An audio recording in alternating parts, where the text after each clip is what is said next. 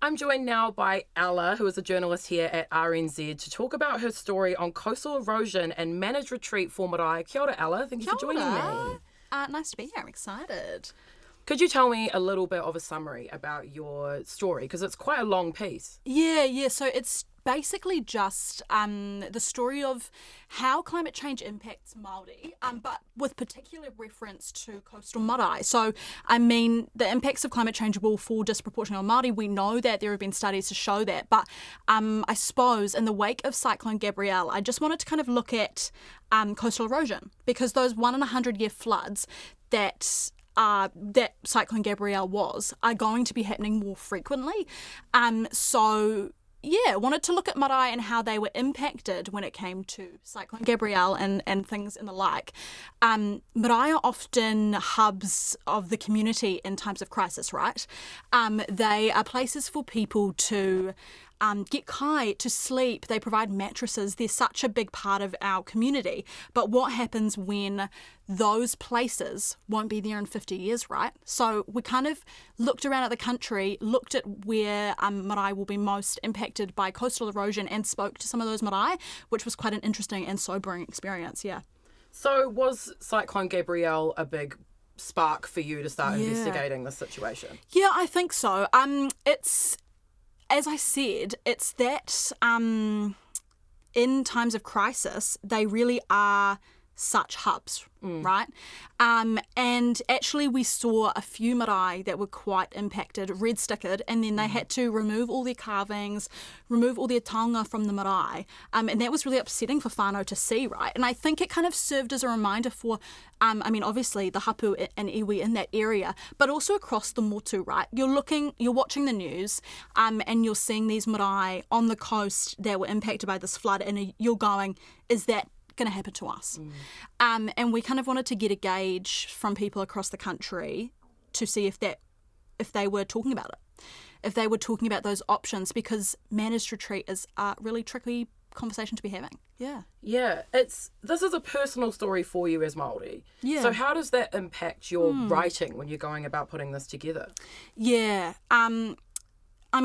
First off, I only do Te Ao Māori, right? So I work in the in-depth team, kind of doing deep dives into Te Ao Māori issues. So everything feels personal. I feel quite a great responsibility in my role is that everything I'm reporting on affects our people. This is an issue that I don't think is nearly talked about enough for Māori. I think, my marae up north, I'm from Ngāpuhi, I'm actually from many places across the country, but one of my hapu is Ngāti Manu, and we have a marae just about 15 minutes from Waitangi, and I wouldn't say it's particularly coastal, so it's not as if my marae won't be there in 50 years.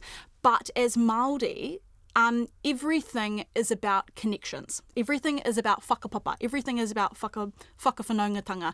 So even though I'm not being directly impacted as such, I see our whānau as Māori across the country and think, gosh, if that was happening to me, like what would I be thinking?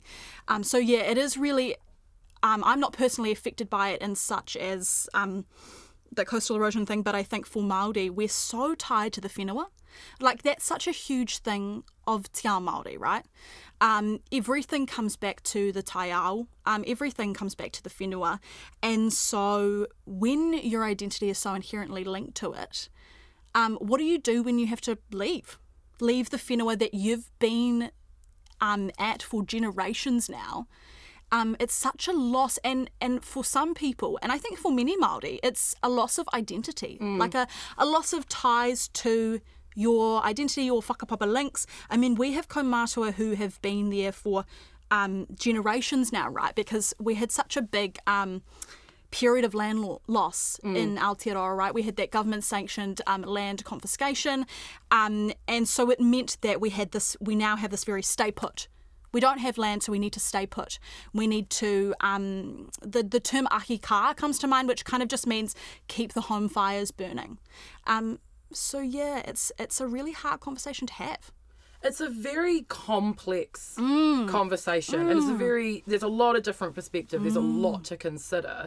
So how does that affect your process of putting all of this together and choosing who to talk to. Yeah, so I mean, it is complex, and it's emotional.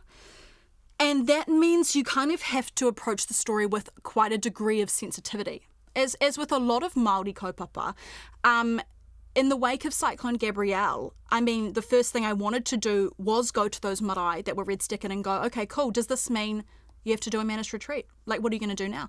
But you can't just go to them straight away because they're picking up the pieces of what has been an incredibly traumatic event. So it's being quite considered with who you speak to, and realising that a lot of these conversations, a lot of the kōrero is still happening internally, and they're not ready to explicitly speak to the media yet. And you have to be respectful of that. So, I mean, a lot of my work in the early stages of bringing together the story was actually calling around different hapu, different iwi, different marae, and just speaking to them off the record. And we do that a lot as journalists, right? And saying, I'm working on the story. Is managed retreat a conversation you're having? And them saying, yeah, it is, but we're not ready to talk to you about it yet. So I suppose with this story, it was speaking to hapu that watched the impacts of Cyclone Gabrielle but weren't exactly directly impacted. So I spoke to one hapu just 2 kilometres south from Katikati, this lovely man called Nairo Uruwera. And he used to be the chair of the marae, but he's kind of stepped back from the leadership roles there. But he kind of said he was up, their marae and their papakainga, so their houses, are situated on coastal land, low-lying land, on wetlands. So he was up from midnight onwards on the night of Cyclone Gabrielle, kind of watching the river rise. A river kind of snakes around their marae. They weren't impacted, but just watching the river level rise is enough to go, okay, we need to have these conversations. So they've kind of engaged with this Takarangi Research, which is this small research team, which has kind of worked with them to develop tikanga-based solutions. But what I did want to touch on is that more than that, if managed retreat isn't an option, it's thinking of other things, other options, right? Because there are people who are digging their heels in, and fair to them. There are whānau I spoke to who said, they're not leaving. We're not going. We know we have to, we're not. So it's thinking about other options, right? So whether that's building seawalls around the marae, whether that's putting the marae up on stilts, or the whare around it. So yeah, it's complex in that it's not an easy discussion for Māori, and we also have to realise that some of these kaumātua won't want to leave. And so what can we do if they don't want to leave? You have to kind of respect that. That's what I've been told. You have to respect those conversations, that kaupapa, and respect that thought of not wanting to leave. And then go, okay, where do we go from here then? Yeah. Or do we plan for the future? Do we plan for how our tamariki, what they will do? And putting them in the best vantage point for them to succeed. Yeah, it's tricky. It's so what now? Yeah. I mean, that's kind of what the end is, what we end on. I mean, it's kind of having those conversations with government, having them with local government, so those councils, and because a lot of this costs a lot of money. It's a lot of pūtea to do a managed retreat. Previously, our tipuna, our ancestors, were really nomadic in their way of life. And that's something everyone was saying to me. So our ancestors would have a summer home and a winter place to go, and that's when we had a lot more land. So I think what I've been told is that this idea of being quite stationary is quite new to te ao Māori. So maybe kind of what people were saying to me is maybe it's going back to a time where we move seasonally. Because the reason there are so many coastal marae, there are 191 coastal marae across the country.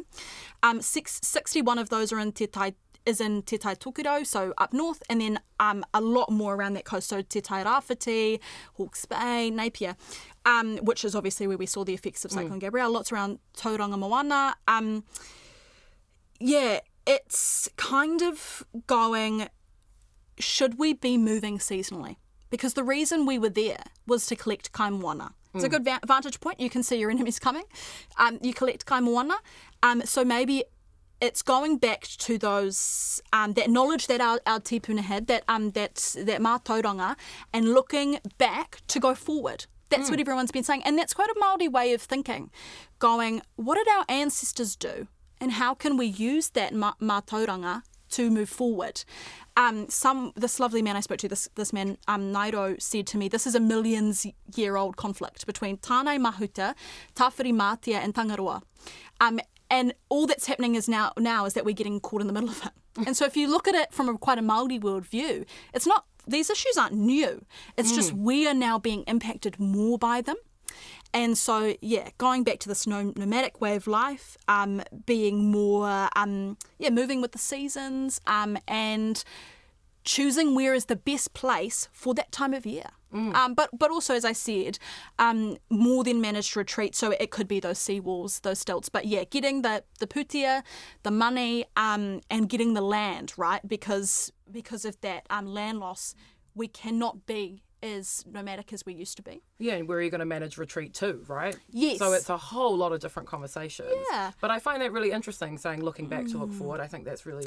Yeah, and really cool. really important to remember that a lot of our kaumātua, they've been through this in some way or another. Like, they have lived in this area for their whole life, and they have seen the kaimoana deplete. They have seen less fish in the sea.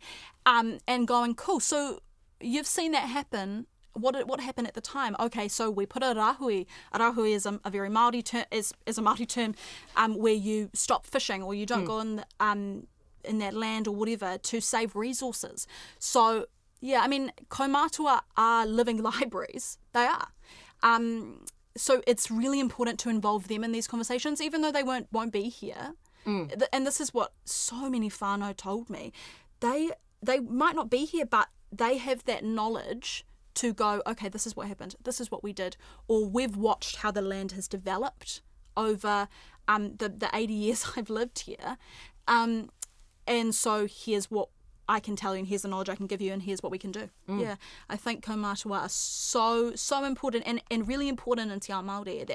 It's a big thing for us, that knowledge. Really important. Well, thank you so much for joining me, Ella. I think the mahi you do here is incredible, and I'm like your biggest fan. It's so lovely to be here. I really enjoy about it. Anything Māori, I'm happy to yarn about any day.